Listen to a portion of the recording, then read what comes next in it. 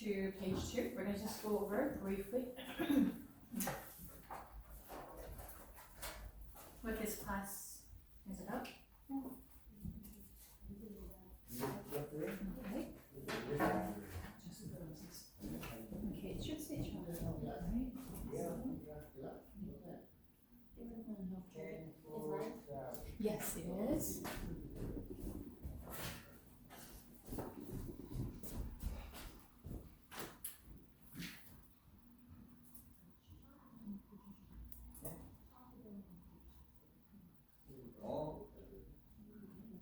이것도 아니에요? 네, child development. 그러면 So child development, okay, development of children. So what do you think development means? 이름 왜 이렇게 없지? What do you think development is? Yeah, what comes to your mind when you hear that word? It means in the future. Future? Yeah. Okay, good.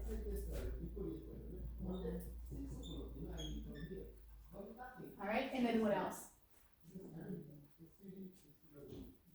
What comes to your mind? Like about the future, and then maybe it's a process, right? Development doesn't happen overnight, right? It happens over maybe a year, 2 years. I don't know. It's up to what kind of development it is, right? So say development of city. What country are you from, Sarah? Fontana City. From Fontana. Fontana. But where are you originally from? China. China? Yeah. What part of China? I've been to China before. China. Oh my God, China. Which province? Too much people, and too much difficult. What difficult province? for the work. Uh-huh. And for the marriage. Uh-huh. Yeah. Yeah, so I've been to Hunan province. I've been to I haven't been to Beijing yet, but you know that's Beijing. my hope. Beijing is a good city. Yeah, I hope to visit one time, and then I've been to Hong Kong, which is very close Hong to Kong. China. Yeah, Hong Kong Right. are good. But other places are very bad. I think. Yeah. Also, right? Yeah. So Hong Kong, I visited just for less than a week. I think like 3 or 4 days, and there I could we went as a traveling group, and one of our traveling member actually came from Hong Kong, and that's why and we had to go through Hong Kong anyways to go to China, and so then her parents actually came out to invite us to a nice dinner, and all was really, really special, and then we went to China, and Chinese hospitality was something very special too, Really? yeah. Well, the government official for that, so we visited like a small town, and there was like a government official who was in charge of that area, and he kindly invited all of us, and because we had like mutual friends, like there were some of the people who stayed there and knew the government official. So we had a party, and he treated us very nicely with like different kinds of dishes. We sang to each other, as a blessing, and and the people that we met there was very special too, like very kind-hearted, and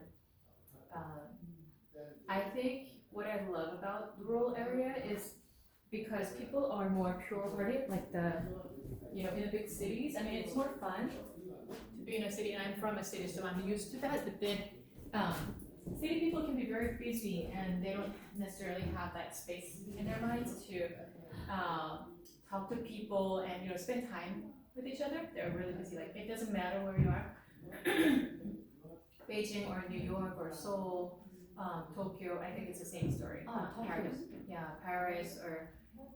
I think it's the same story, but in rural areas where I went, people were very kind. They were welcoming. So I really enjoyed that. Yeah. Hong Kong is very similar to Japan. Yeah, very orderly. Yeah. I like it there. So, what part of Japan have you been to? What? What part of Japan have you been to? Sorry, I can't understand. Oh, so yeah, you've because been to my Japan? English is just so. Oh, it's okay. I think your English is fine. Yeah. So you went to Japan. What city? Tokyo, Osaka. Osaka. Oh, Yeah. I've been to Osaka. There's a castle, right? Yeah, Castle. yeah. Yeah. So anyway, so then development is about future, it's about process. I think because it's a process, right? There's a beginning point.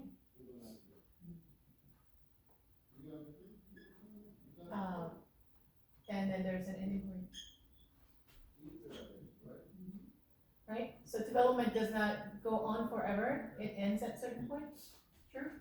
And then what else is there? So development is something positive, don't you think? It's something positive, constructive.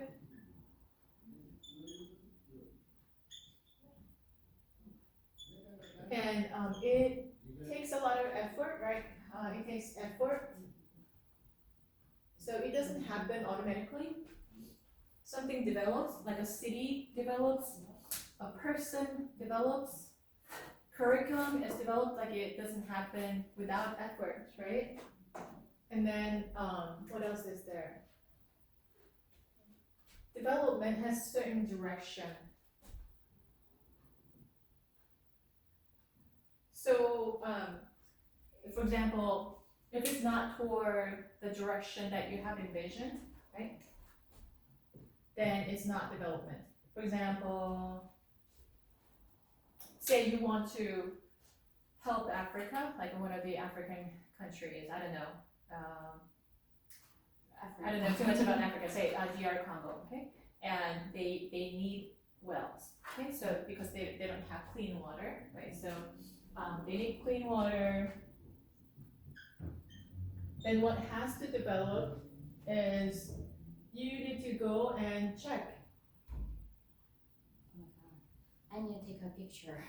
I can't say it clearly because Sure. I'll wear glasses next time. Oh, okay. So are you nearsighted? Can I take a picture? Yeah, sure, of course.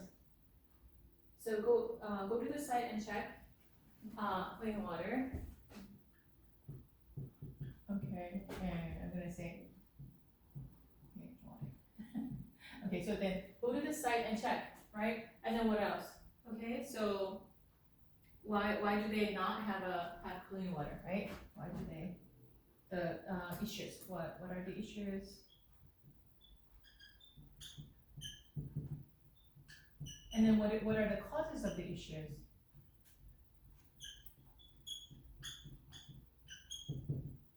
Right? Okay, so how come they don't have clean water, right? And then how did they maintain so far? Or how did they not maintain so far?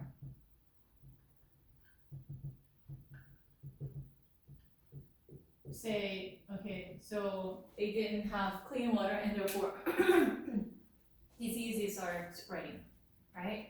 No clean water, you can't wash, and so like you eat with dirty hands, you live together in a dirty condition, so like diseases spread, right? So then how did they maintain so far? Maybe not so well maintained, right?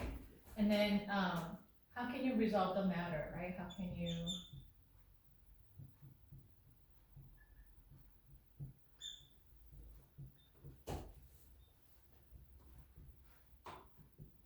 okay, so then you need a well. For example, you need a well.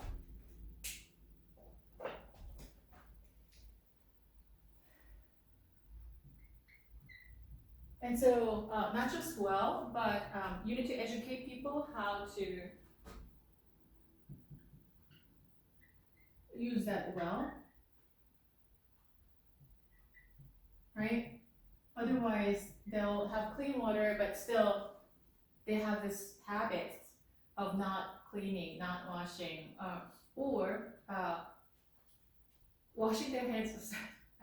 I've been to like a different country where people did not have like a sanitary education. So you would everyone wash their hands in the same water basin. So it's like, oh, muddy, like, cause say the kids have played with the chickens, with like pigs, and then they come and wash their hands there. Everyone put their hands together in that basin, and then they eat with their hands. I don't think it's so much of a good practice. So you need to educate people how you can utilize and keep each other safe from diseases. And then so educate people, and then what else is there? How to maintain the well, right? How to keep the well, because you need to have I don't know much about wells, but you need to have a bucket. You need to cover it at some point, so that like other things don't get in there. And then also you need to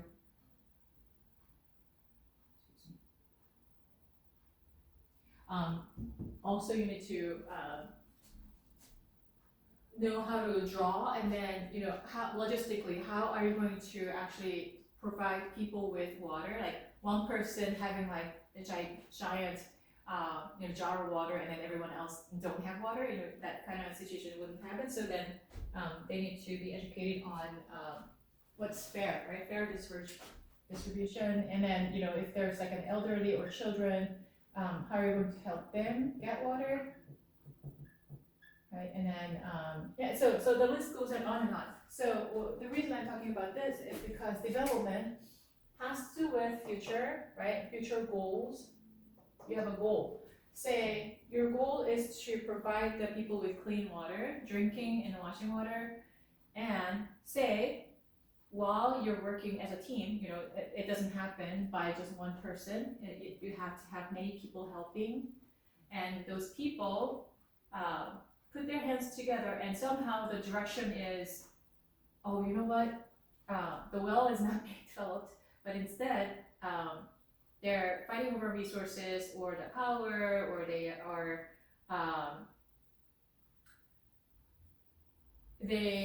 instead of the good of the people, they are doing something for themselves. And so instead of the well and clean water, it's going to the direction of, okay, well, before the well, I think we need to have like a, I don't know,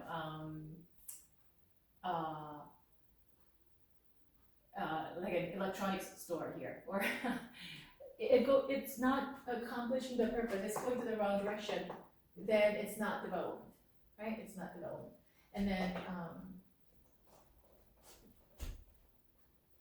And then if it's not constructive, for example, you're trying to help the people, but the people are saying, you know what, you are just coming in, and instead of digging up the well, you are foraging the resources, and you're just mining and devastating our environment. It's not good for us. If it's destructive, then that's not development, right? So it has to be helpful, it has to be constructive. So there's, when you say development, there is something in common. Okay, how about human development? Human development. Oh, okay. Human development. It's about the future, right? So there's a beginning point to the ending point. When does it begin? I guess in the mother's womb, when the child is formed, right? That's the beginning point. And when would the development end? Well, child development in particular, human development will end whenever you die, right? But child development, because a child is defined legally 0 to 18 years of age, true? So then child development will end around 18, but we want to look a little further, because although biologically we're pretty much done around 18, and we get like a legal rights or whatever, but people still are in the process of developing, even in their early 20s, right? So then we want to know a little bit about that. So anyway, it's about the future, it's about a process, and it's about something positive. So when Do you know a child is being developed? A child is being developed when the child is growing instead of shrinking or not growing. So there are some conditions when a child does not grow, like the child stays the same or grows very little. It's a concern, right? It's not, he or she is not being developed properly. And then say mentally, say you're expecting a child to speak quite a few words. I don't know, like 100 words, 150 words, I don't know, by the age of 3.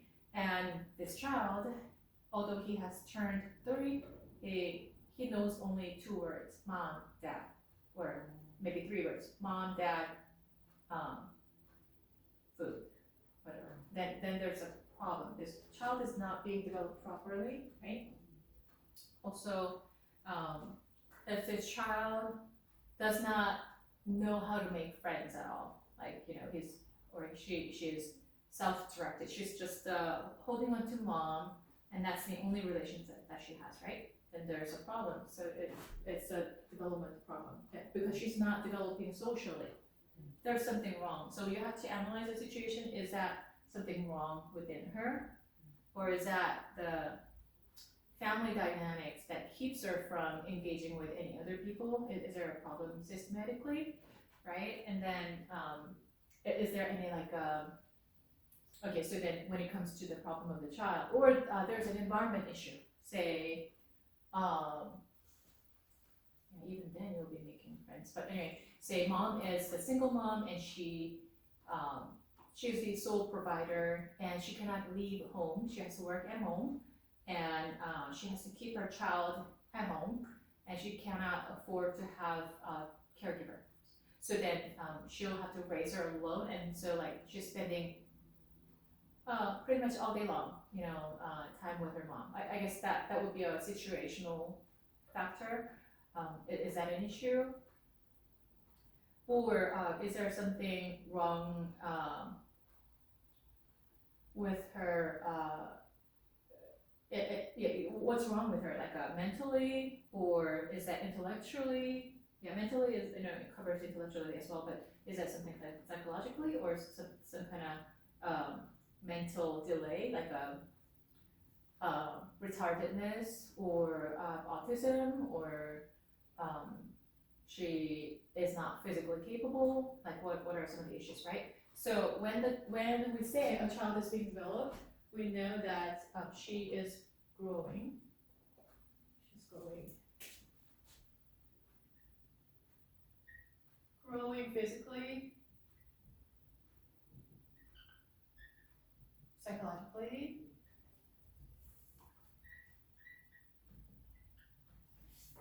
and then relationally, socially, right? Socially.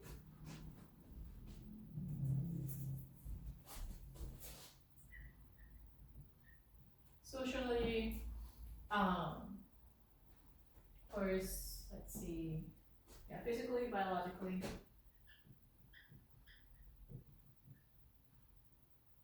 in every direction, and hopefully spiritually as well. But human development means growing, and then what other factors are there? As a result of growing, this person's capacity should increase.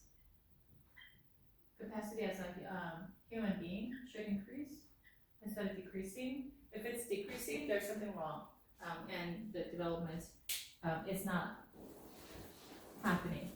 Yeah. Okay. Let's see what else. And then another thing is if a human being is being developed, then there's like a standard by which you can kind of tell meets certain standards.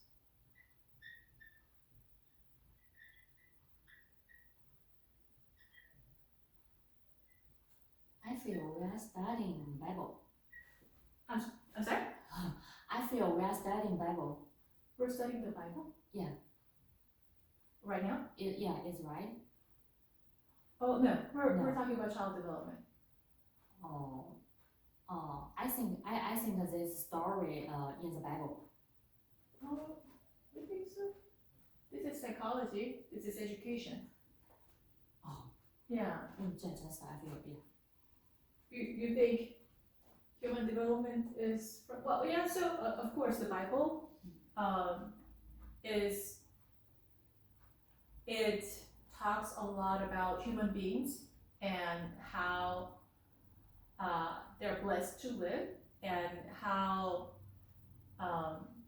it covers a lot of myriads of different concepts like family dynamics.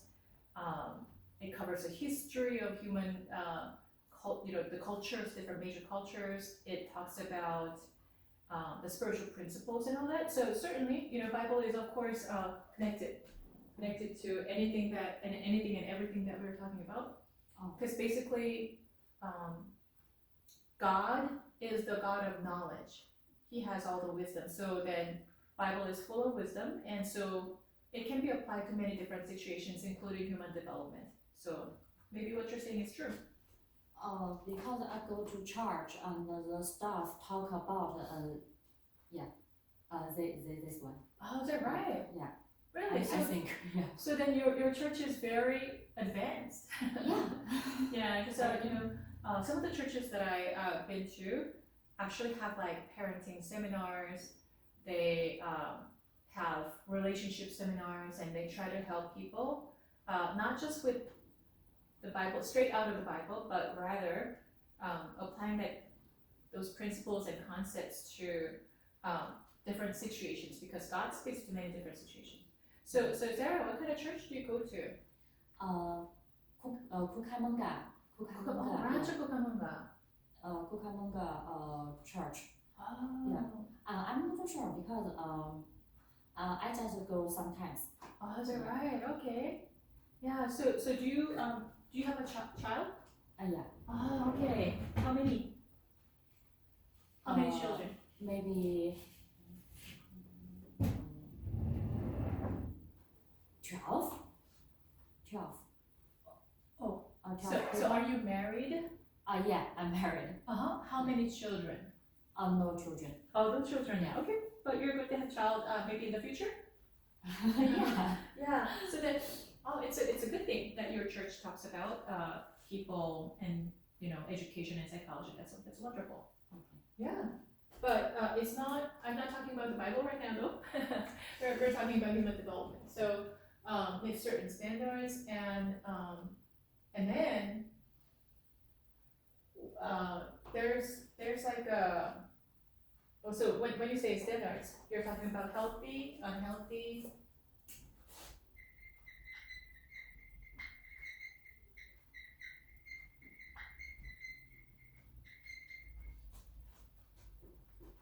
Yeah. So you can develop into a healthy human being, relatively healthy human being. You can develop into a relatively unhealthy human being. Yeah, there could be different situations. Yeah. Okay. So would you like to read? So it's on page 1. Page 1. Let's talk about what development of children means. Yeah, I would call it child development, but it doesn't matter that they titled it differently. So then, what's the course description? Could you please read page 1 course description?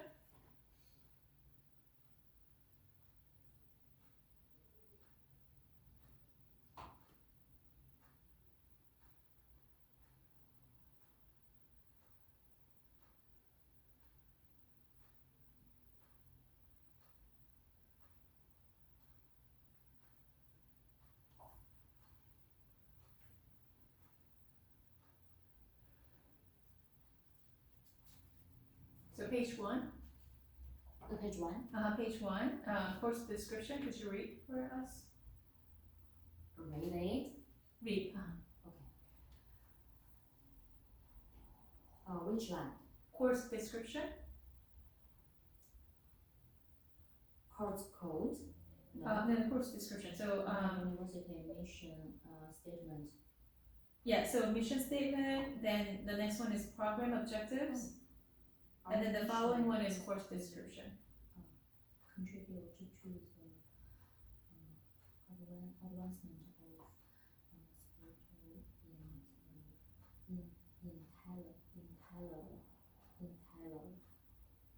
area. I can write it as well. Personal and professional growth of students.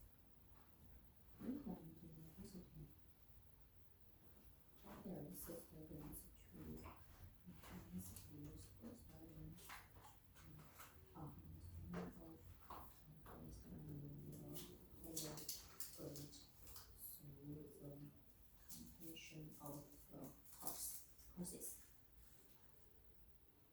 我们的使命是促进学生的精神智力、个人和专业成长的进步，为罗兰德大学学生通过通过讲解提高他们对基督和圣灵的理解。Oh God, of Christ and the Holy Spirit. So, I like it. Right. So this course, Yeah. basically, Daniel, do you have a book? So we are on page 1. We're talking about course syllabus and course description. Yeah, typical and atypical human development. Yeah. So you are here pretty much to pick up some knowledge and skills to deal with students because you're in an education Master of Education class or course, and particularly this course, this class is about development of children, child development. So like how a human being develops, and we are providing you with like a kind of survey. This is, you cannot cover all kinds of things in depth within 10 weeks, but 10, 11 weeks, but then you are going to hear, we're going to touch the surface of what human development is like.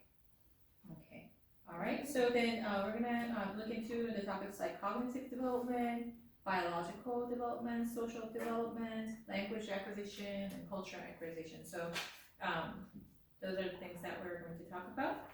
And we also are going to talk about theories of learning because we also, the reason we are talking about human development is because we want to know how we can best educate different population, including children.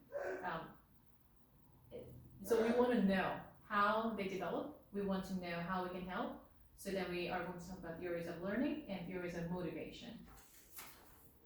Okay, so,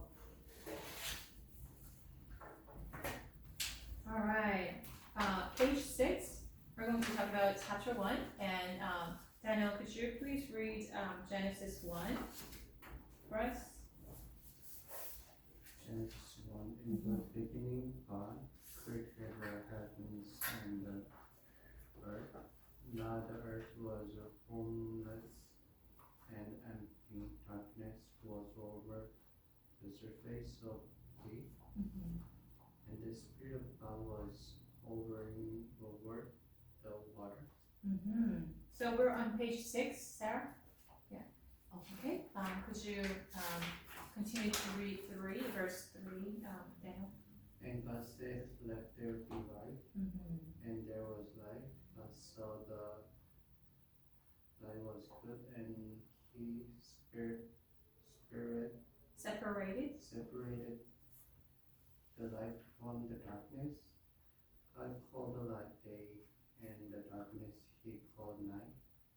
And there was evening, and there was morning the first day.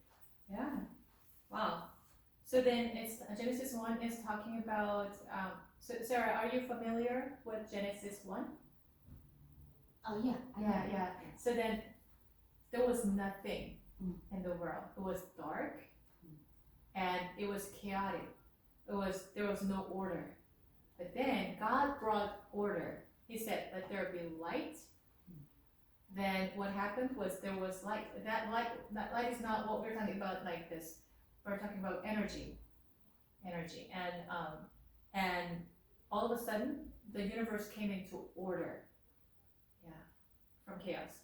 And then He saw that the light was good, and He separated the light from darkness. So in the beginning there was no light and there was no darkness. But because God said, "Let there be light," then there was light.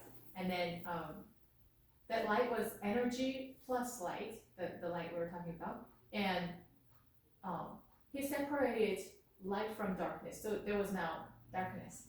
So say when we are born as a baby, we come out of darkness from the mother's womb, right? But say the baby has been in under the light all the time. So when the night comes, we usually see darkness, sunset and darkness, but this child has never experienced darkness because the light was always on. So by the age of 3, he has not experienced what darkness is. Then would he have an idea what darkness is? He wouldn't. So that's why God sometimes allows this division, this separation, this distinction. Only if there's darkness, then we will know what light is, right? We would know what love is if there's lack of love or hatred, right? Something that is not love. If there's good and evil, like how do you know if it's good or bad, right? If there's no bad around us, then we will not know what good is. So God allowed that separation, distinction. God allowed bad to be there so that good will be distinguished. Does it make sense? Say Adam and Eve. Do you remember Adam and Eve from Genesis chapter 2?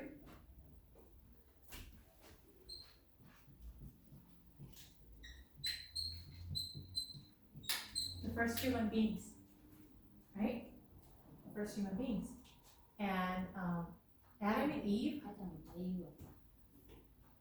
yeah, they were just made, and they were in perfect love with God, and they were in the perfect image of God. Oh, wouldn't that be wonderful? Yeah, the first human beings. And they were so happy. There was no bad, there were no sadness, no no sadness, no anger, no grief, but there was a serpent. And how the serpent came into being, there's a whole history behind that. But Satan, right? Satan comes. He is a liar, the enemies of God. Enemy of God. Yeah. So he deceived Adam and Eve. Come on, Adam, Eve. Well, he actually talked to Eve first. Eve, come on. Yeah, Eve. Yeah. So he deceived. You know the story, good. So then Satan deceived Eve to pick the fruit and eat it. And while she was doing that, Adam, where was Adam? He was right there. He was right there, and he was supposed to stop her, but he didn't. And then so he allowed Eve to eat, and then Eve gave it to Adam, and Adam ate. So then their eyes were open. They could distinguish between good and evil, but unfortunately that was not a good thing because they did not have to know that. God needed to know that, and they only needed to live in obedience, that just in unity with God. They didn't have to distinguish, right? But unfortunately that's what happened. And then they found themselves, oh, we're naked. I mean, when everyone is going around naked, like in one of these, I keep talking about Africa. Africa is not the only continent that practices that. But say you went to an island, everyone's naked, nobody cares, right? So that's how you live. So Adam and Eve were naked, but they were not in shame, because that's a natural state. They did not need any covering. But then ever since they picked the fruit and their eyes were open, then shame came. They listened to Satan and opened up the door to darkness and sin. So sin came in. So then one of the first things that came in was shame, blame and shame.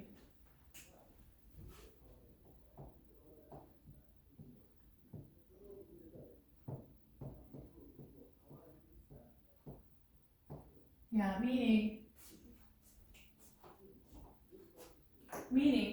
there was the moment they were found, they're like, uh-oh, God is calling them. God knows everything that is going on. His heart is right now broken.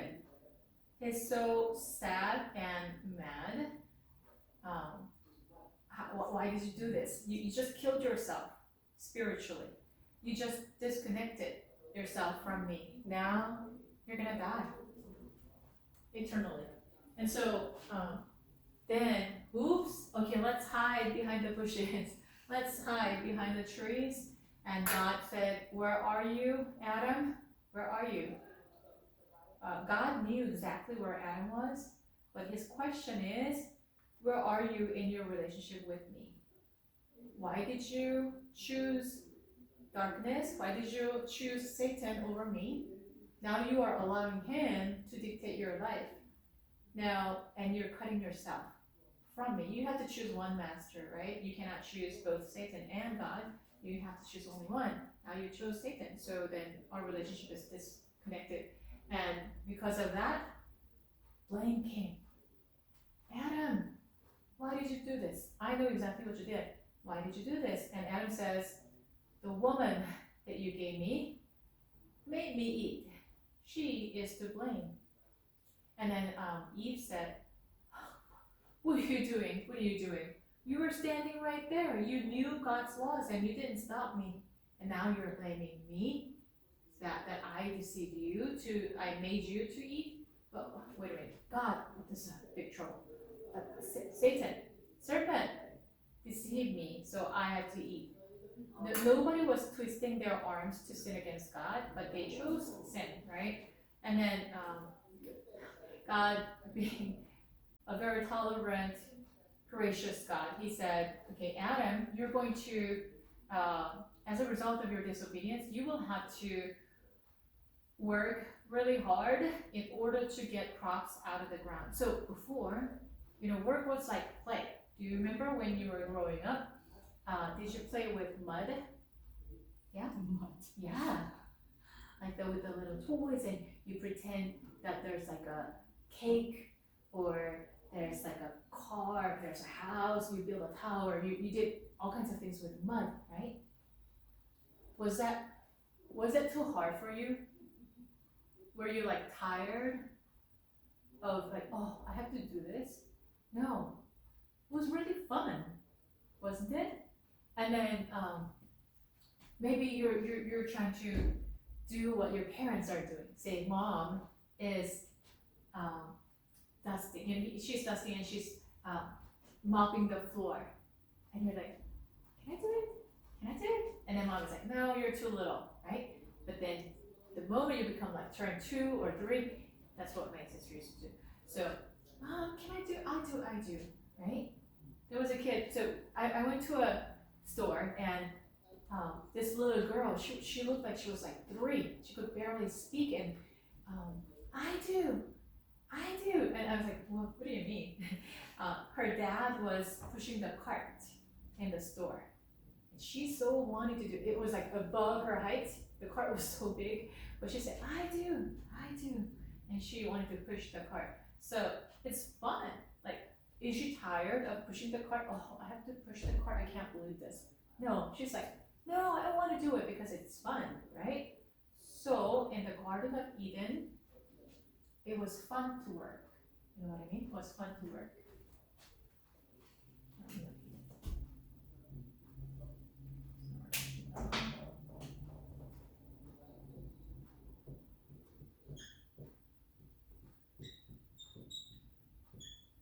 It was so fun to work.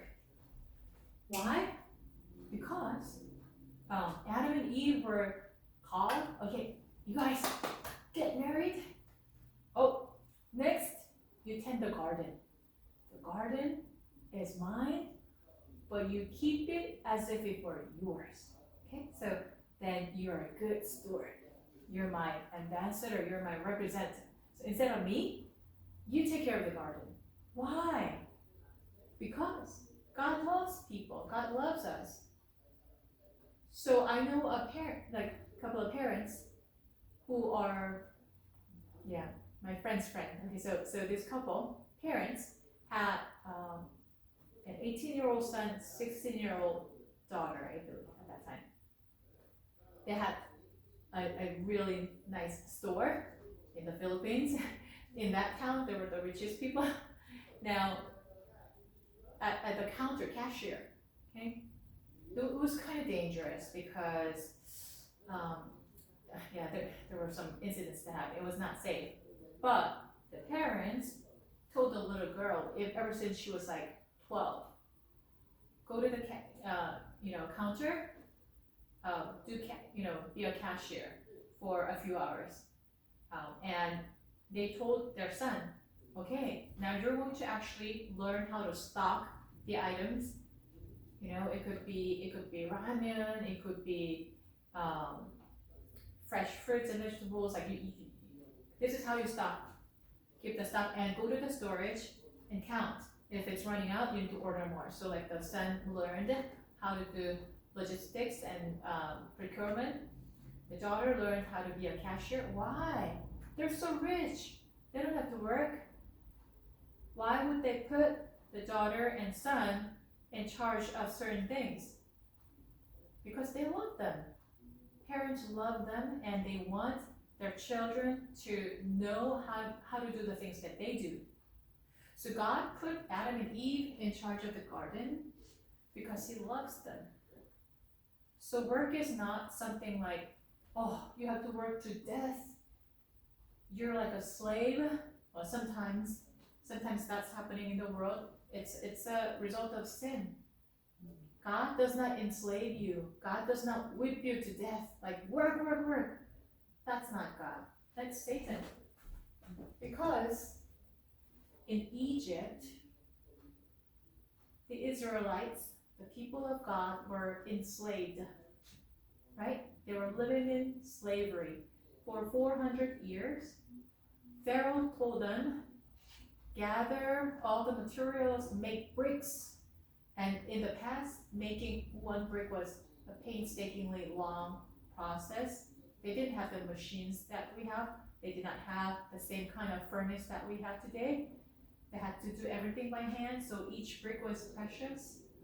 And you go build Pharaoh's tomb, like a pyramid, or you build certain buildings for the king. By the way, you're like an animal, and I'm gonna abuse you. No break, you can't even sleep. You can't, basically they were concerned about the fact that the Israelites were increasing in number. So like, you can't even sleep, no food. Like, they were just so abusive. The system was so abusive. And they cried out to the Lord, God, please save us. This slavery is too painful, right? Every day they cried out to the Lord. And that's why God sent Moses to take them out of Egypt. What Egypt did was in slavery. But isn't God is God of freedom. God gives freedom.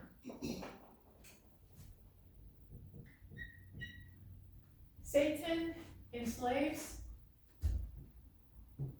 God frees. So when God said, Adam and Eve, come on, take care of the garden. It's not that, okay, I'm gonna work you to death. It's not like that. It was so fun to be in the garden. You know what I mean? Like the mud play that we used to do when we were little. So what Adam had to do, part of what Adam had to do, have you sowed seeds and, grown anything in the past? Bean sprouts? The watermelons? Anything?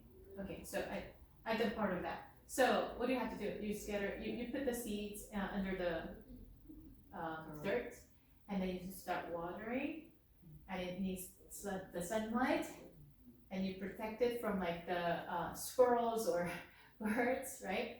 And then it starts springing up. Yeah, and they start growing. Oh, I've seen a watermelon. I don't know what happened. So the butterflies and bees came. They, they sat on the flowers, And then one day I was like, oh, what is this? Oh, watermelon. Okay, so it was really fun. So then when God said, Adam and Eve, do farming, grow your vegetables and fruits, it was fun.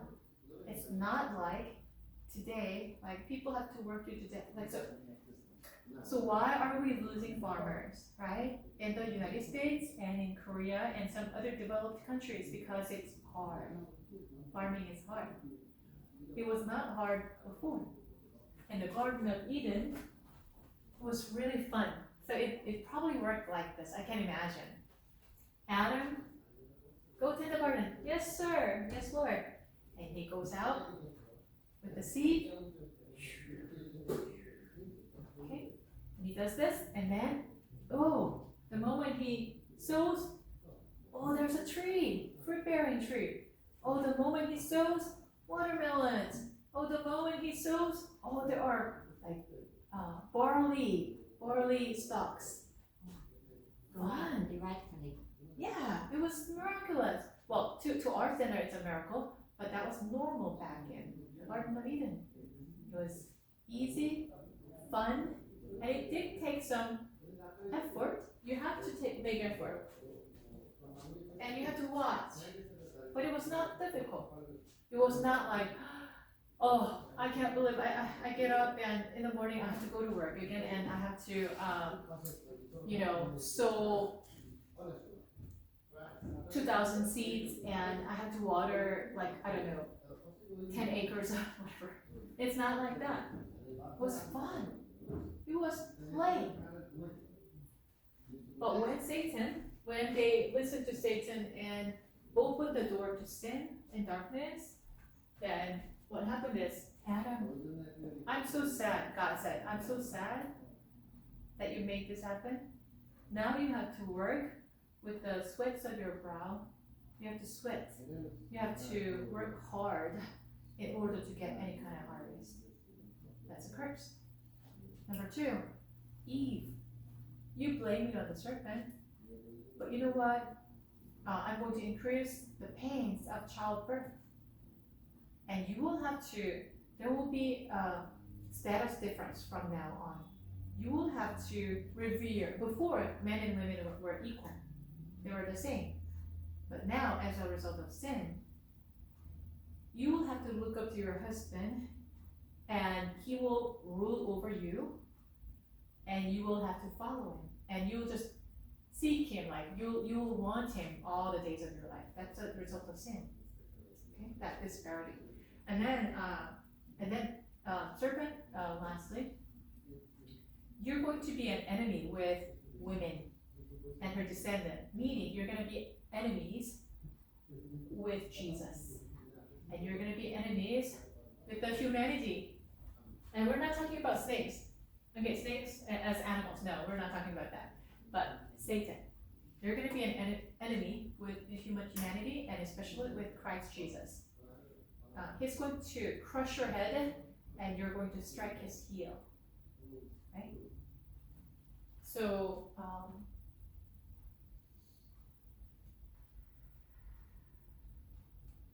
what we need to do, it's really sad to hear that story. It's really gloomy and it doesn't give us energy or hope. But there's a hope. What is that hope? Our hope is Christ Jesus, who died on the cross to reverse the cycle. This vicious cycle, Jesus came to reverse. So, on page 6, let's continue to read. Daniel, can you please read verse 6? And God said, let there be a vault between the water to separate water from water. So God made a vault and separated the water under the vault from the water over it. And it was so.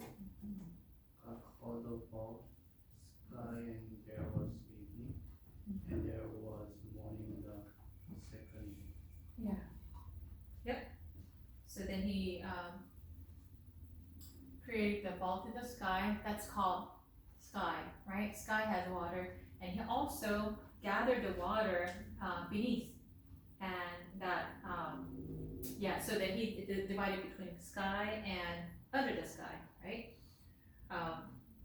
25, verse 25, it's 26. Okay, so we're skipping over a few verses.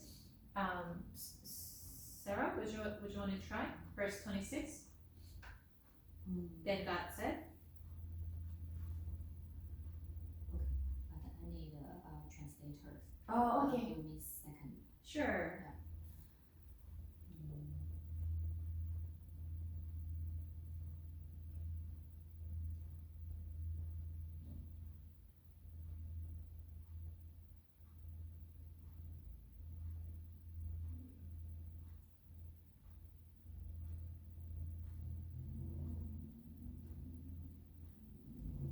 Then God said, "Let us make humankind in our image, in our likeness, so that they may rule over the fish in the sea and the birds in the sky, over the livestock and all the wild animals, and over all the creatures that move along the ground."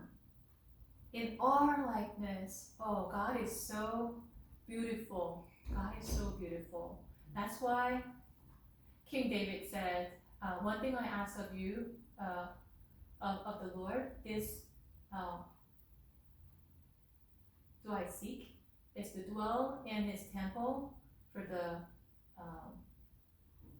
for all the days of my life, to gaze upon his beauty. He is so beautiful. And so men and women were, a man and a woman were created according to God's beautiful image. So outside and inside, both beautifully. So David says, "I am created fearfully and wonderfully," and that means we're created according to God's image. And Christ came to reverse the cycle so that our ugly image, like now the Satan enters the sin, and Adam and Eve opens the door to sin and darkness, and so we turned ugly. We became so ugly inside and outside. Jesus wants to turn that, and he wants to reverse the cycle with us. We have to cooperate with him. It's not going to happen by twisting of our arms. He wants us to voluntarily turn to him so that that ugliness is going to be pushed out, then we're going to be restored to God's image.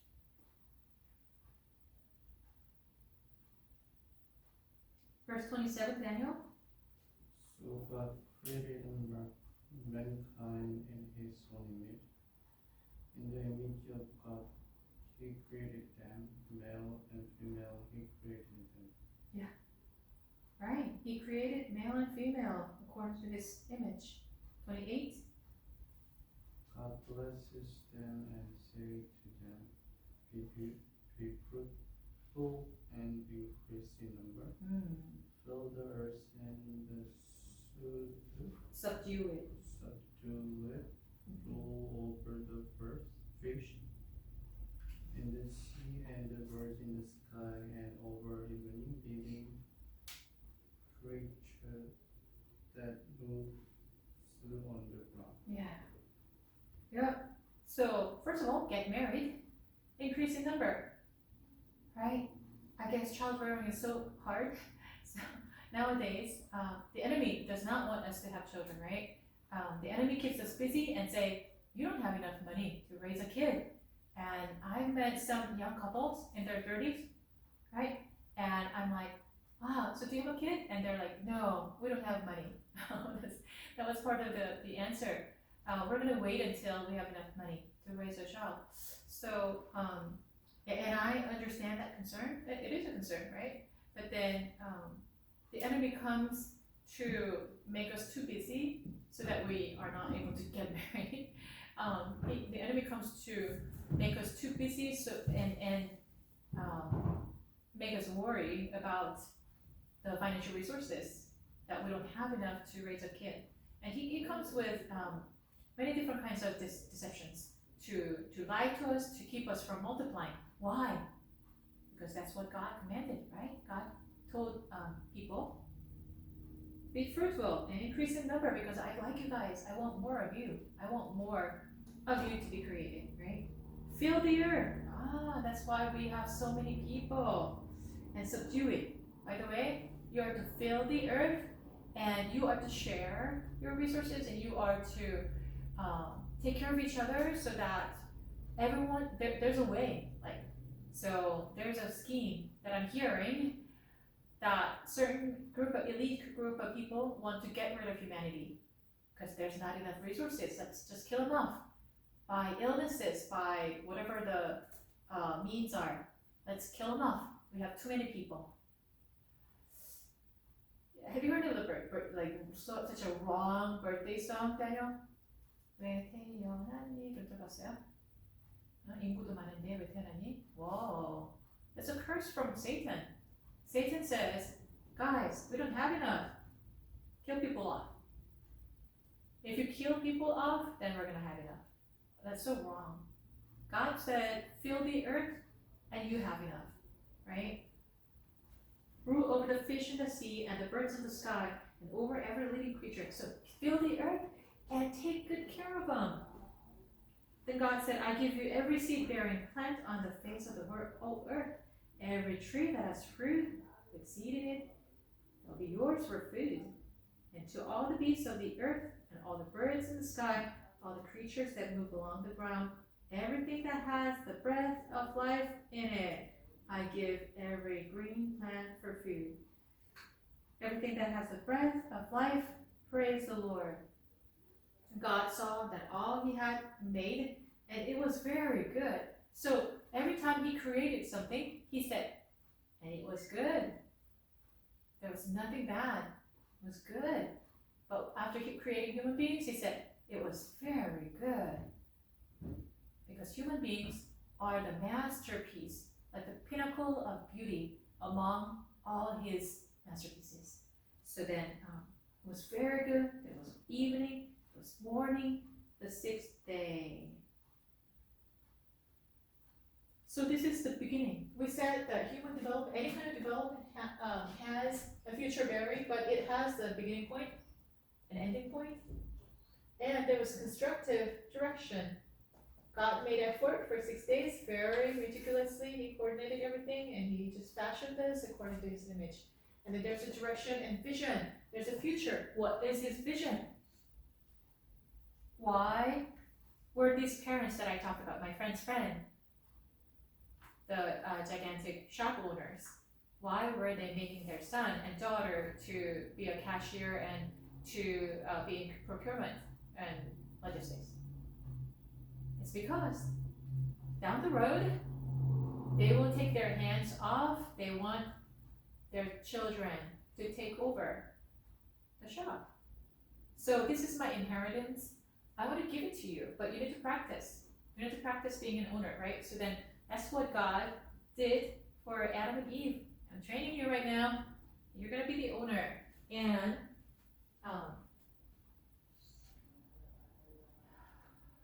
by the way, the reason I'm doing that is because when you run the shop according to my will, then it's going to go so well, and you're going to have multiple shops.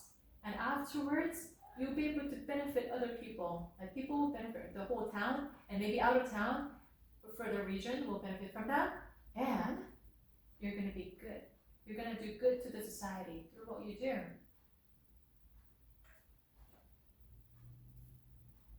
And so they had a vision and a sense of direction. So my son and daughter, right now, you need hard training. Being a cashier, you think it's easy? It's not easy. So Daniel, you probably have some experience. I don't know.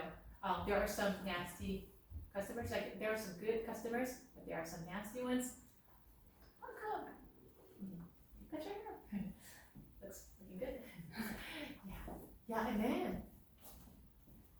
Yeah, so then,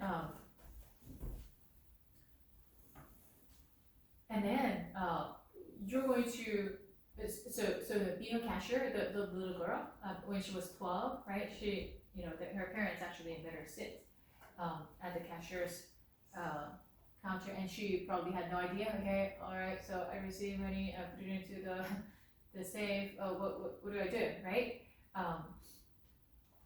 She learned from the very, very basic and later how to deal with these different difficult customers.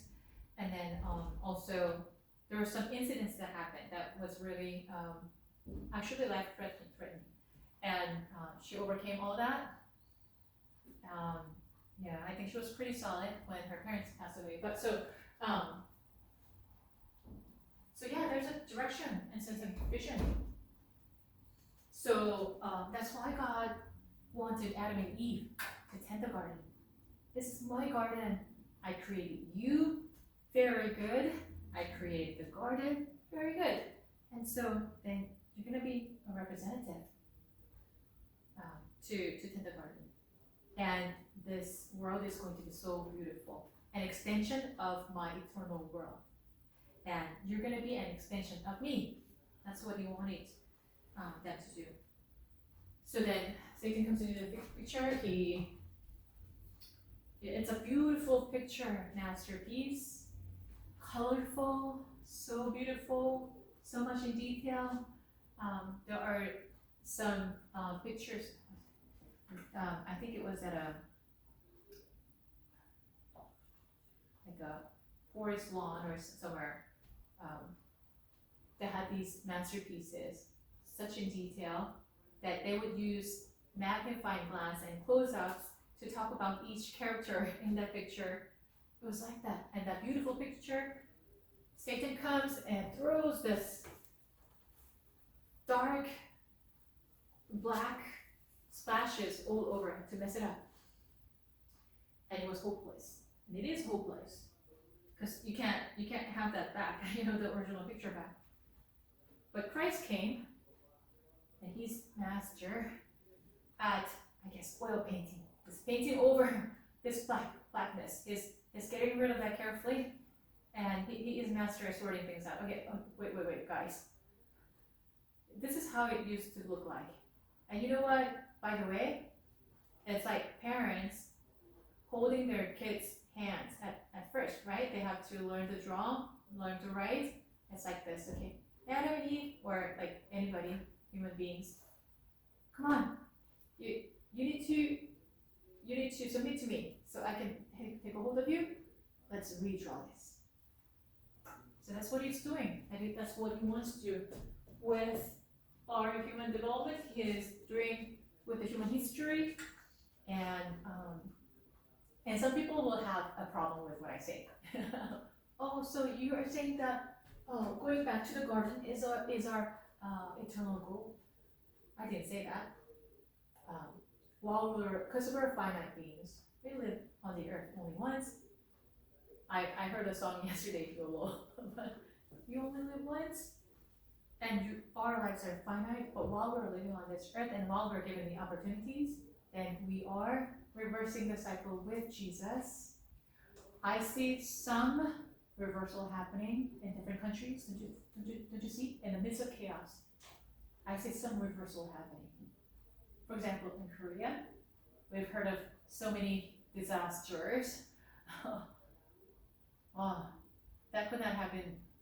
Yeah, we felt like it was going downhill, but as people are praying to God, God, please help.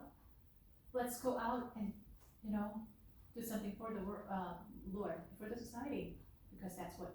So churches are up and going. Churches are gathering. They're praying. They're doing something, right? Lonely people. And something good is coming out of that ashes. Right now, I see the stir. In the United States too. There's so many things that are going on, right? That's so disastrous and so chaotic. But in the midst of that, I see goodness coming out of that. And that's the kind of work that God wants us to do, right? And that's why he entrusted into our care the garden. And so what I mean is, okay, let's recreate, reconstruct the original garden. That's not what I'm saying. But it's a good prototype. The garden was a good prototype where we're supposed to head toward. While we're living on this earth, we are the transforming agents of transformation. And when we take our last breath, just like Moses was not able to do everything, he wasn't even able to go into the promised land, but he led the Israelites up to a certain point. And after his death, Joshua became the leader. He led people into the promised land. So the project was completed, the mission was completed by different stages, by different leaders. And if we could only do our part while we're living on this earth, that's enough. And that's what God wants us to do. Not to get the garden back, but we need to tend the garden, we need to reverse it, we need to join in with Christ in reversing the cycle. And it's going to get darker and darker. Well, the Bible talks about it, the book of Revelation, as the timing comes closer and closer to Jesus' return, it's going to get darker and darker and more chaotic. There will be more persecution of church. People are going to hate us for believing in and following Christ, right? But in the midst of that, when the darkness is darker, light shines brighter. And that's what God calls us to do, and it's totally worthwhile to sacrifice our lives in order to be God's agents, to be a channel of God's blessings. It's not so. I was meditating on the book of Acts recently. Book of Acts. Do you know that? Book of Acts. Let's see.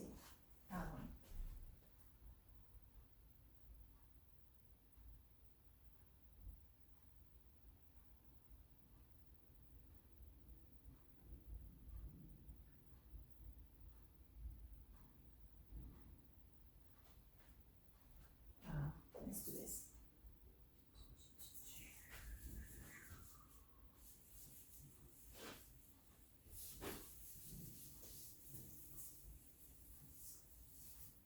So,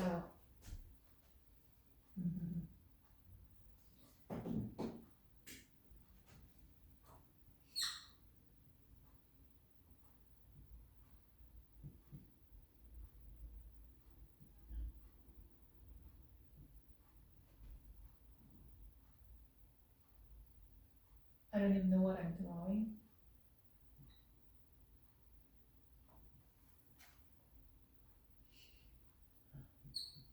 Is this doing right? Okay. Oh,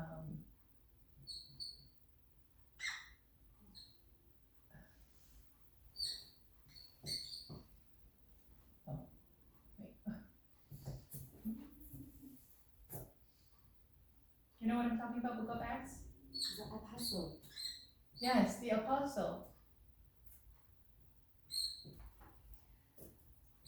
Hearing out, I feel the world very dark now.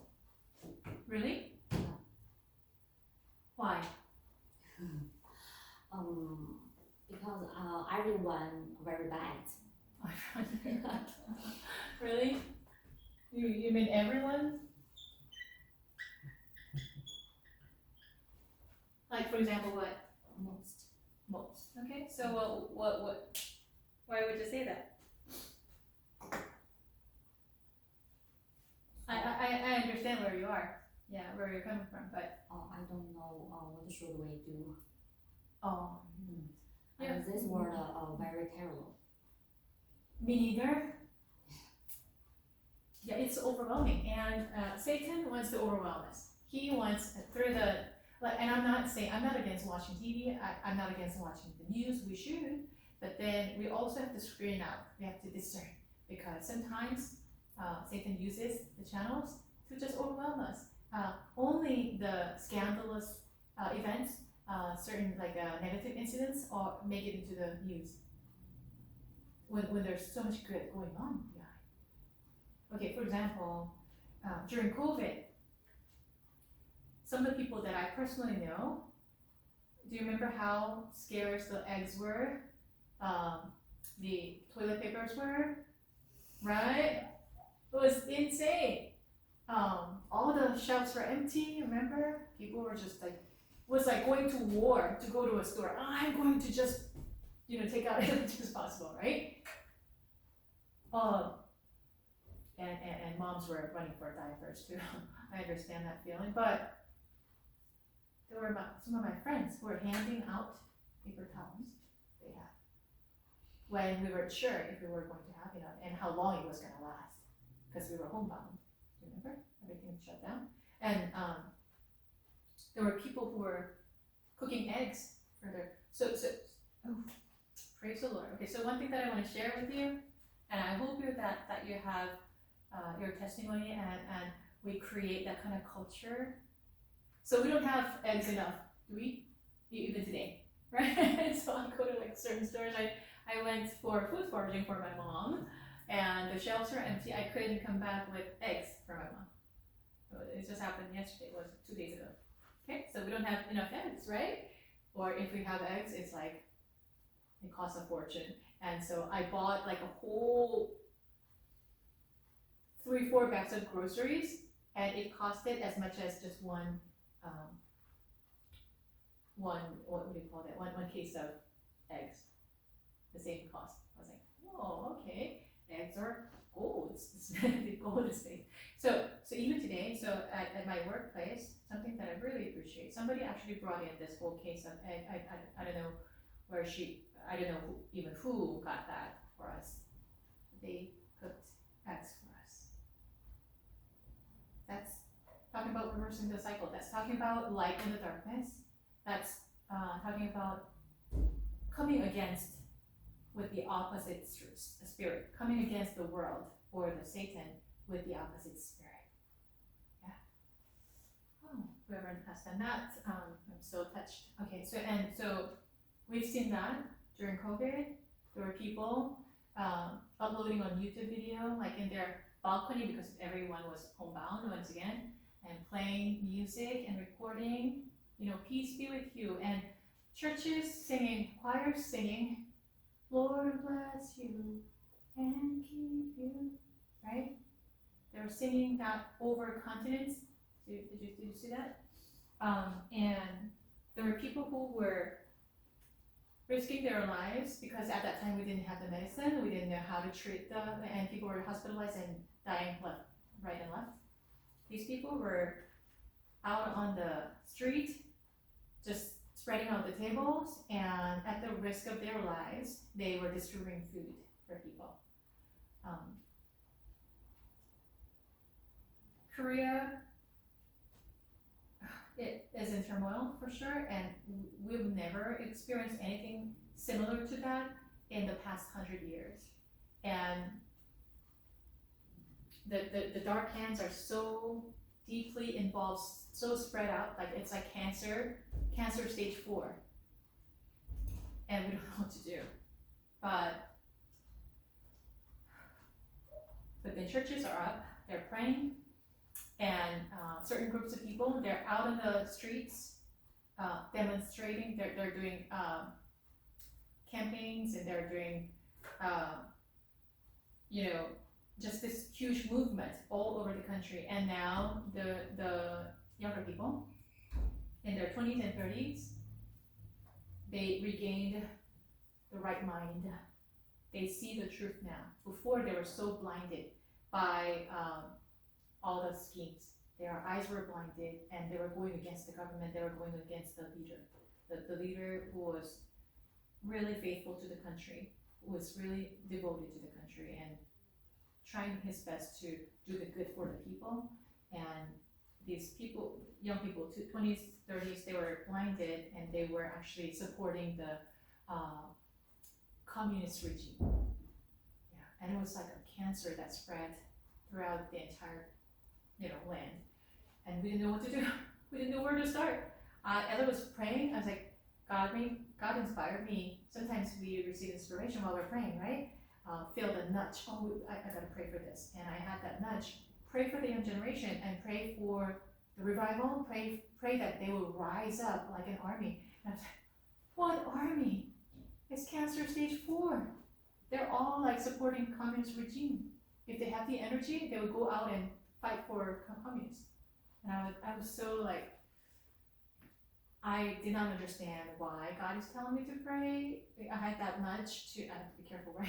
Why I felt the nudge to pray in such a manner. And I just prayed, because when you have that nudge, you just pray. But I don't think I have faith. and I was like, rise up, mighty army of God, and I was like, oh, I must be crazy. And then so months after, so I think it's years after, I've been praying with my mom every week for the young generation, and especially for the past few months. And suddenly we start to hear the news that they now begin to see the schemes behind the scene. Communist regime actually has taken over media, finance, education, everywhere, so that people were blinded and they were deaf.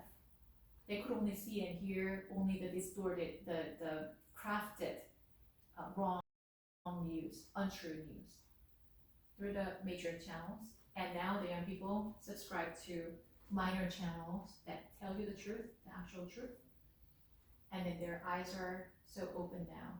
Now I see, I'm hearing that these young people are on the streets and they are actually leading part of this movement, taking turns with the old generation. Now, finally, the old and young generations are not sharply divided, they're together now as a result of this huge, massive, dark problem, right?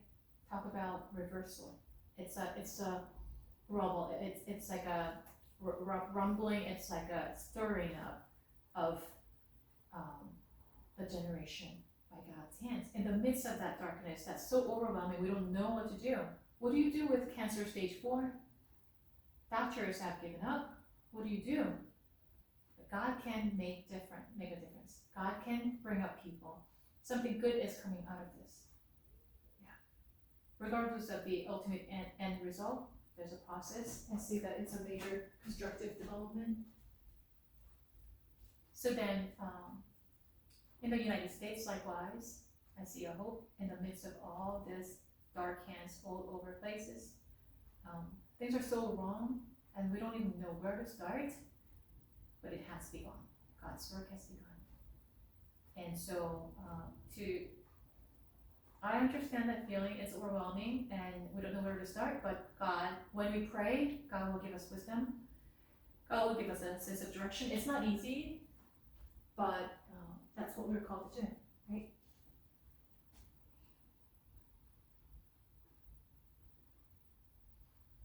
Okay, so First Chronicles, do you have it? No, not yet. Spreadsheet, we can transfer. Okay, First Chronicles 29:11. Daniel, can you please read it for us? Let's say, okay, you agree, see the reading. Oh, so are you reading from page 6? Yeah. Oh, okay. Yours, Lord? Your Lord. Mm-hmm. Your Lord is the greatness, the power, Mm-hmm. and the glory, and the majesty, and the splendor. Yeah. For everything in heaven and earth is yours. Yes. Your Lord is kingdom. You are Exalted. exalted as the Head over all. Yes. Amen. Yours, Lord, is the greatness and the power.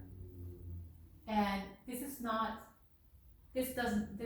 truth does not change when we face dark situations. Oh, I was talking about Apostle Paul, and I got sidetracked. So Book of Acts, I've been meditating recently. 사도행전 아시죠? 사도행전, right? And Apostle Paul went through so much, and then in the end he was imprisoned, right?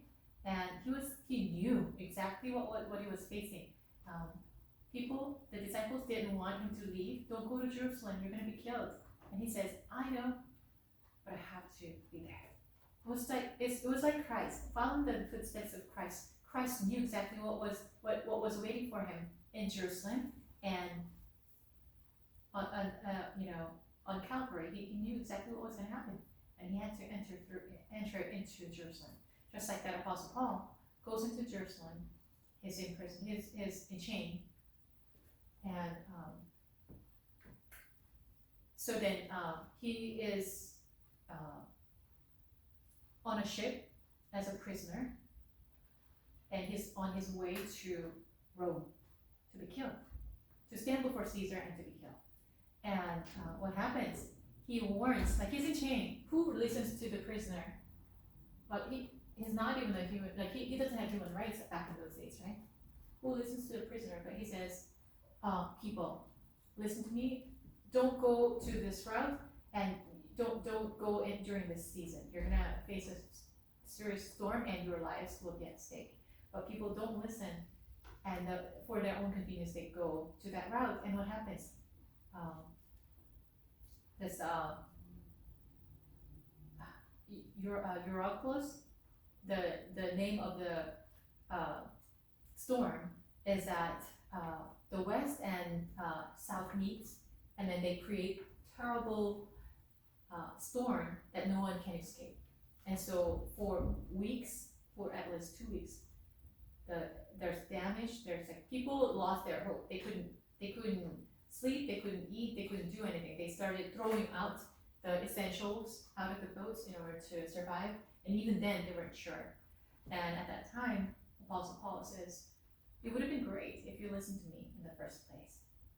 But do not worry, because God told me, the God that I believe in told me yesterday that we're gonna all live. And so don't worry. And so whatever the little food that they had left, he breaks the bread. Oh, so much like Christ at the Last Supper. He breaks the bread and blesses it, and he says, people, eat it, for I live. And so after that, they come to this stop where the ship was entirely smashed and broken, and they had to rely on pieces in order to come to the edge of the shore. And they were rescued by the indigenous people. Fortunately, they didn't kill them off. They welcomed them, and they lived, right? And then what happened was he was bit by a snake, Paul. And then people were saying, oh, you know what? See, he must have done something really wrong to be a prisoner like this. Is being carried before Caesar. He must have done something really horrible. And so he survived the storm, but now God is going to do justice. He's not going to survive this because he's bit by a snake. But after a while, like he shakes it off, and then the snake goes into the fire, and nothing happens to him. And we're like, what? He must be a god. Okay, so people just say whatever, depending on the situation. When I read that, you can be in prison, you can be in chain, but in God, and people treat you like a sinner, but in God's mind, you're an ambassador. Very different perspective. He's gonna die. He's gonna die very soon. He's not gonna have freedom. He's not even in too much touch with his beloved friends and fellow believers and the disciples. He's separated. He's isolated. But why is doing that? God is using him so actively as his messenger. And when he stands before Caesar, it's by his choice. It's because he requested that. He pleaded that he would stand before, he would be judged by Caesar, which means he's gonna die, right? So my prayer and hope for all of us is that God gives us that spiritual eye to be able to see, interpret the situation differently, interpret the situation according to God's eyes, his perspectives, rather than, oh, I'm in chain, I'm gonna die. Or, oh, look at all this mess, I don't know what to do. Look at all the darkness. We're going downhill. It's gonna get worse. Oh, it might get worse. But that does not mean God is not at work. His vision still stands, his direction still stands, and we're gonna experience fruition of his plan. And it stands forever. Flowers, wither, and the grasses wither. God's plan does not wither. Right? His word stands. And then we really need to have a paradigm shift. We have to look at things from a different perspective. So that's the beginning of that process of development, that process of transformation. It'll come only if we have the right mind, right glasses, right perspectives. Yeah, meaning God's perspectives on things. And not to ignore, I'm totally with you. Oh, it feels so dark. I don't know what to do. Yeah, I'm with you. But let's not end there, because that's not God's messages. God's message for us is, yes, it's gonna get darker, it's gonna be more hopeless and chaotic, and some of you might lose your life. But in the midst of that, God's will is being done, and if you submit to God's will and do His will, then you're going to be greatly honored in His kingdom. You're going to be called great, even if you die a terrible death. John the Baptist, what a death! How wasted! He was only like what, 30? Yeah, I think he was only 30. And as a result, he was revered by everyone. People were afraid of him because they knew he was sent from God. Very obvious. He was a man of God, and even God. Jesus says he is a man, the greatest man on earth that a woman has ever given birth to. Right? People feared him. Even the Jewish leaders, the Pharisees and Sadducees, were afraid of him, because if they did anything about him, anything to him, then people are going to have a riot. So they were afraid. And how he dies, after having accomplished his mission as a forerunner for Jesus, to, the Messiah, preparing his way by baptism of repentance. And what he does, what happens to him is Herod, he basically had an affair with his brother's wife, right? And they're both immoral. And Herodias' daughter, Herodia obviously was offended by John the Baptist's confrontational message.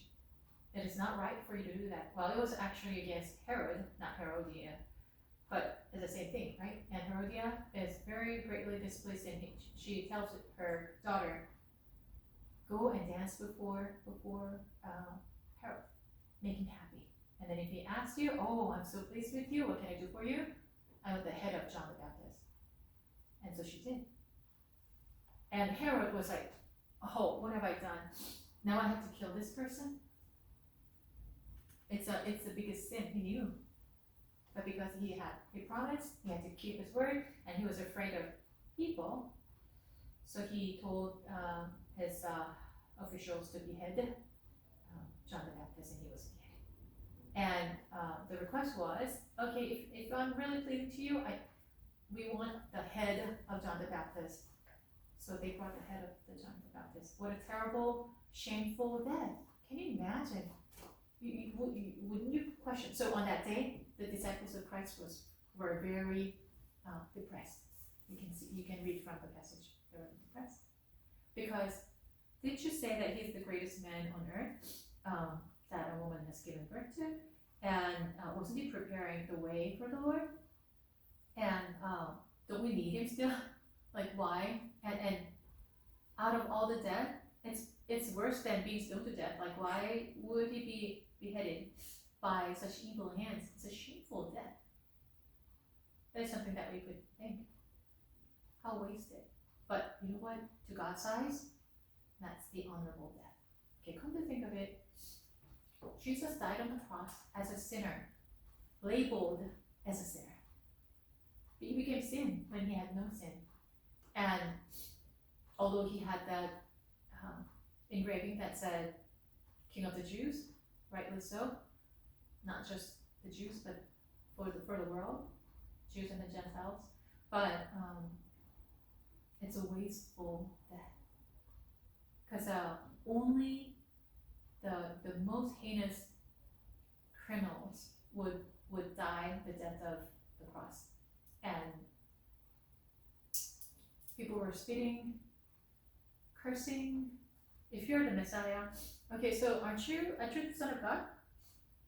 Come down from the cross. You said that you saved the world. Save yourself first. Like, people were mocking. The soldiers were mocking. Oh, I can't imagine. Like, the physical pain was probably great, but I think greater pain was the fact that his disciple that he loved so dearly until the end, his breaking of the bread and passing of the wine was also for Judas Iscariot, and he was given chances and he didn't repent.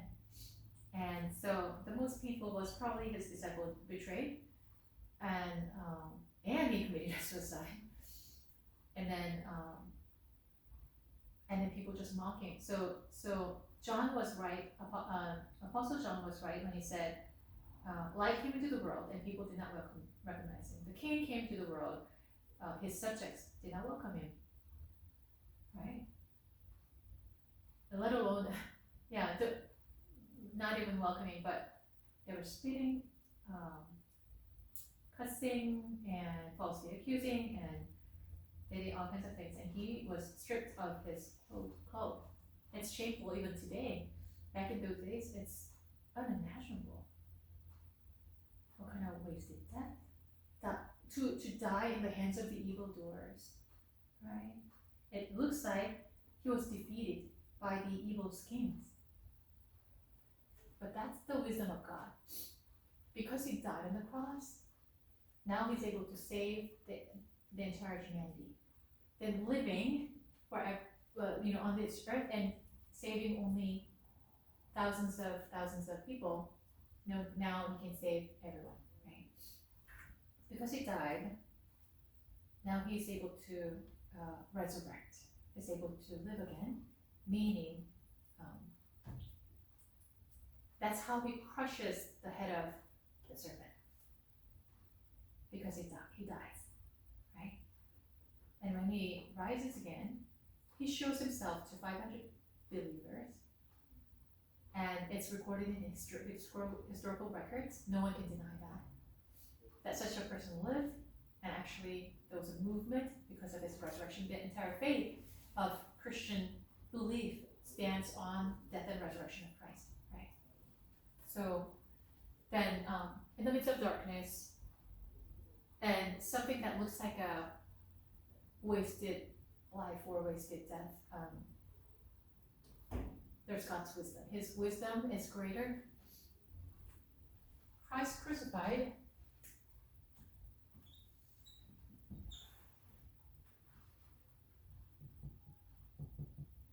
is foolishness to the world.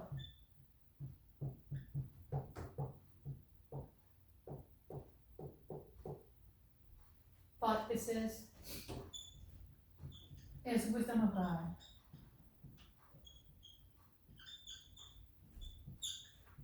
To those who are being saved.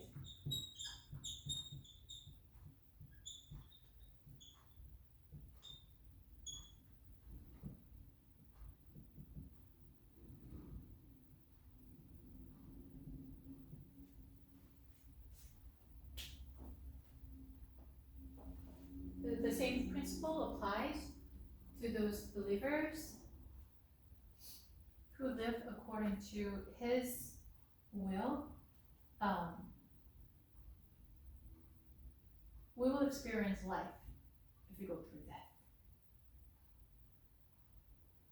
And I'm not talking about go out and die. I'm not saying that. But there are small deaths in our lives, right? Dying to ourselves. There are times when it's not even our will, and we have to experience giving up or sacrifice or letting go, and sometimes it looks like we're being defeated by the evil schemes. Not so.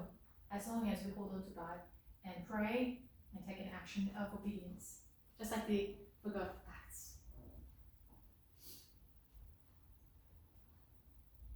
Page 7. Do you mind reading Genesis 37? Because I wonder if we don't have the English Bible. I have it in my car, but do you mind reading Genesis 37? Do you have the phone?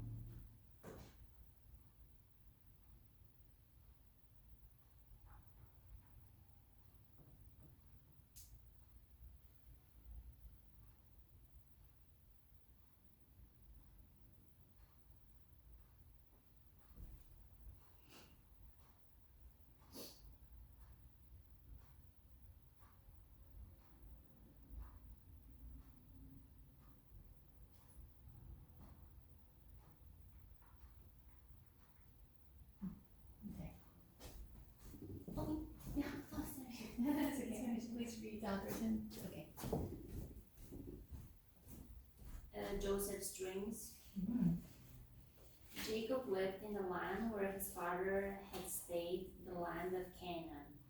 This is the account of Jacob's family line.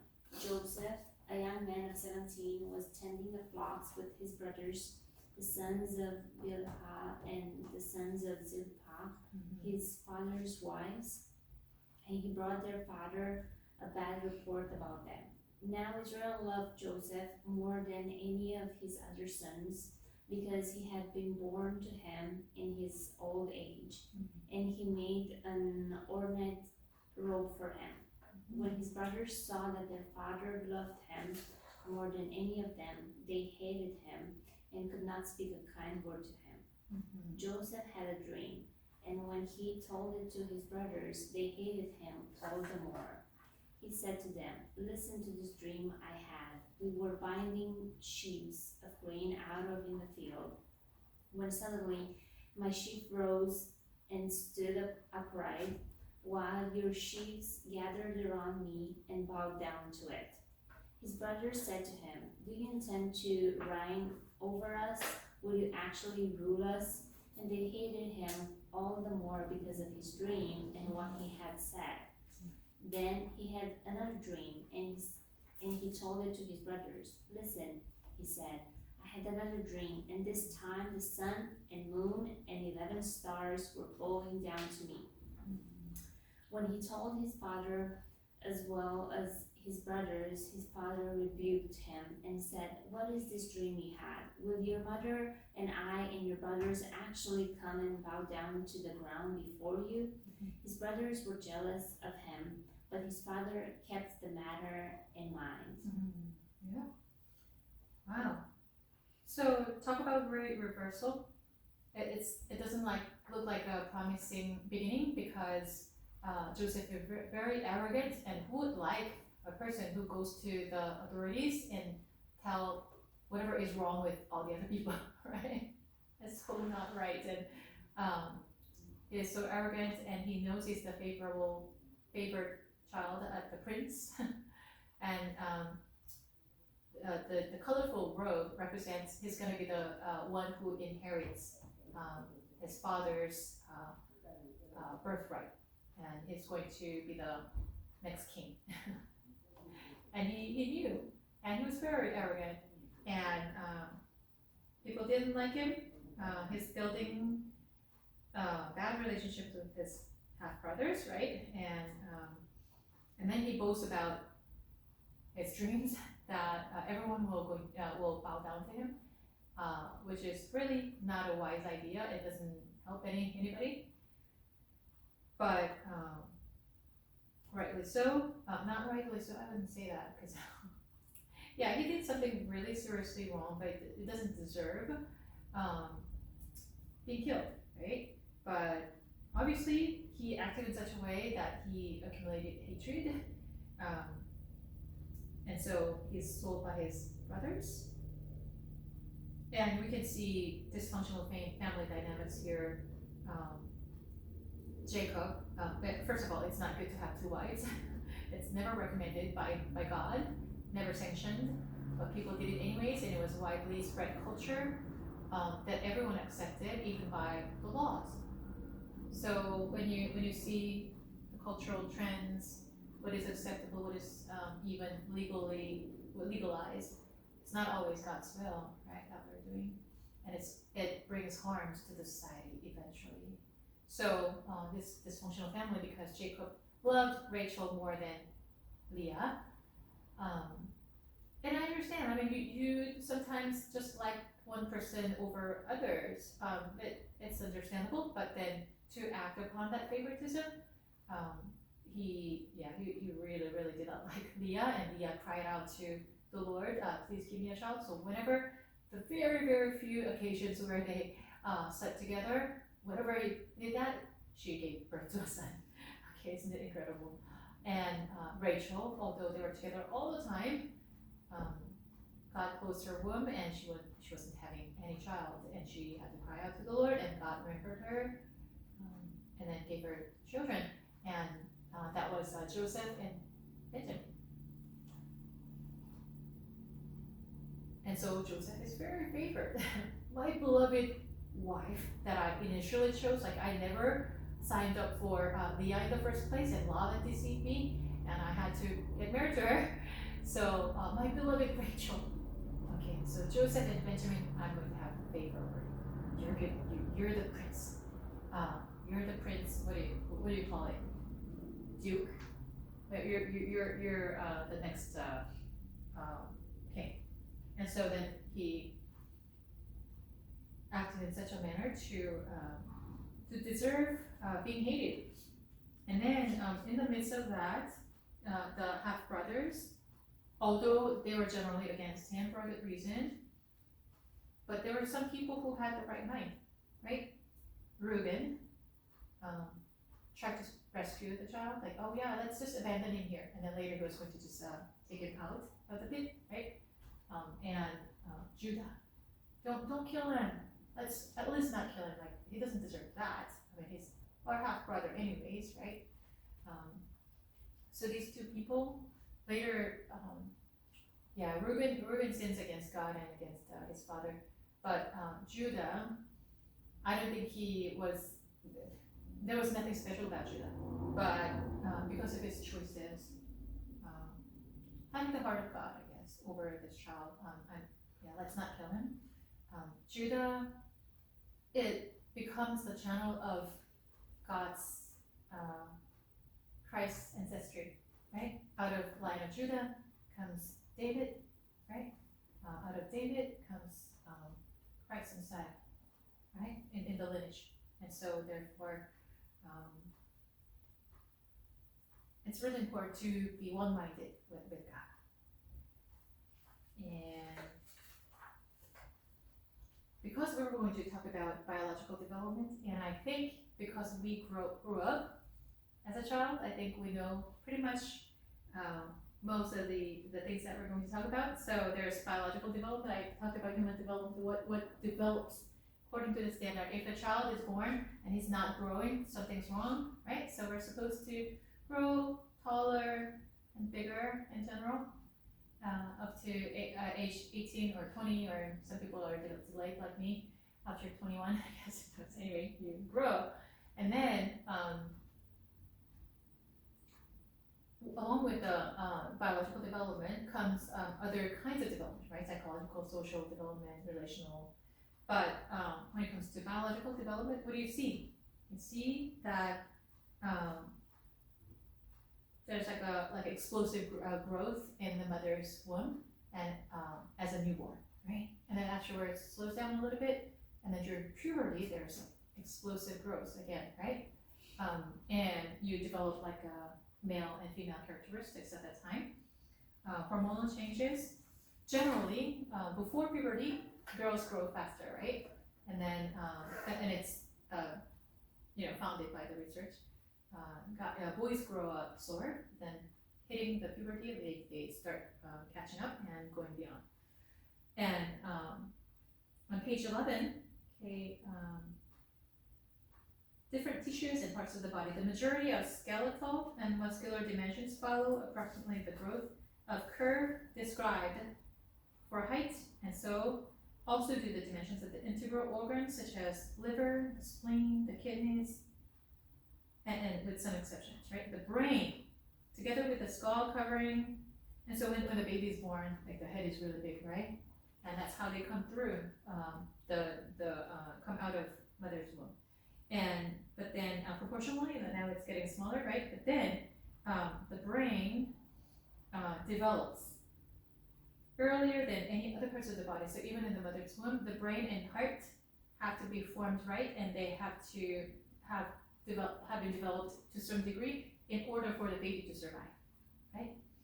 And the eye probably has a sight adolescent spurt, which is probably responsible for the increase in frequency of short-sightedness in children that occurs at the time of puberty. So eyes are not catching up, or eyes are not like there are multiple factors like nutritional effects and other effects, and then come to think of it, I started to wear glasses in junior high. That's when I experienced the growth spurt. So Yeah, alterations in growth rate. At puberty, a considerable alteration in growth rate occurs.